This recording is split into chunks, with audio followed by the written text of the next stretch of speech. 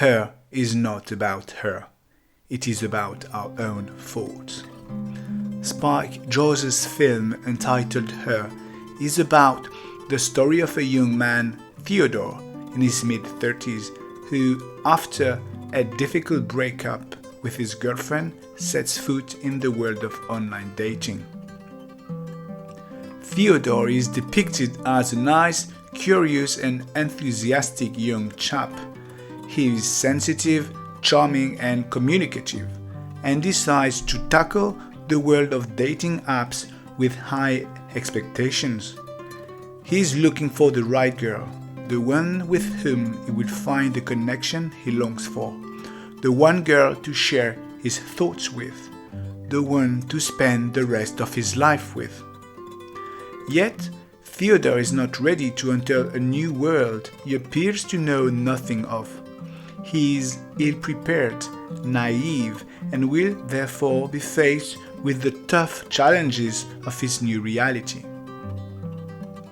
Theodore's case is actually far from being unique.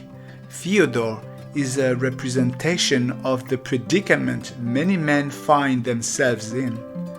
The pace with which the world around us changes is indeed quite disconcerting. Within the span of a decade, it has dramatically shifted more and more towards a world of intense consumption and consumerism, due in particular to the advent of the digital era. Everything is now to be tasted, enjoyed, and disposed, even human relationships. People have grown accustomed to thinking that better opportunities lay somewhere else, in addition with the growing necessity for public fame or notoriety through digital exposure. It has created a world of mindless brutality where our actions have little to no consequences. As a result, people have been deprived of their sense of responsibility as much as they have been fed with unrealistic expectations.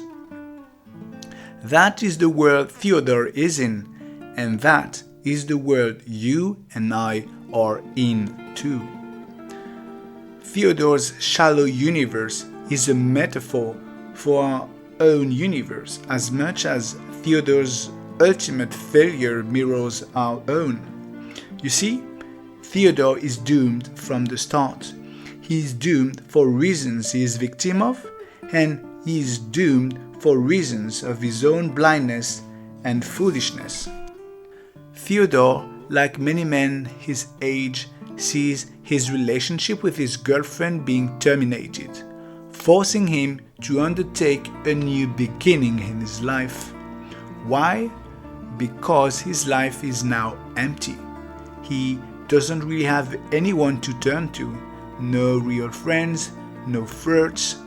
He has no personal projects, no goals, no passions to be fulfilled, no desires, only that of filling the gap his girlfriend left. This is his first mistake, and this is a recipe for disaster. Mistake number 2: refusal to adapt. Isaac Asimov said that motionlessness is death. When the world changes around us, many refuse to adopt it because we find ourselves at odds with it. In truth, fighting change, although understandable and respectable, is delusional. Theodore is a has-been, and so are all of those believing that it's not for you to change, but for the world. In his refusal to change, Theodore meets the one girl, the computer girl with Scarlett Johansson's sexy voice, that is right for him. His falling in love with the computer represents his delusion, his failure, and his flaws. Not only is she not a real person, but she will also be the cause of his ultimate downfall. She will be the cause for his greatest pain and sadness. Finally, his blindness. Theodore failed to foresee what outcome would ultimately result in dating a computer. Whereas he was shown signs of concerns, he decided to cling to his delusional expectations. Theodore also failed to see what was right in front of his eyes. For all the time he spent carving his unrealistic dreams, he was blind to the chances of happiness life still had to offer. For him, it was a genuine old-school human connection with a friend of his, whom he had known for a while but never really paid attention to. Whatever the form the chance of happiness materializes in, they are all around us. It seems that we settle in sadness not because life sucks, but because we are flawed, because we are blind and delusional. For happiness to be found, it must first be found within ourselves. This is a lesson that tends to be learned the hard way, because just like Theodore, many of us happen to being satisfied with what we think is right for us.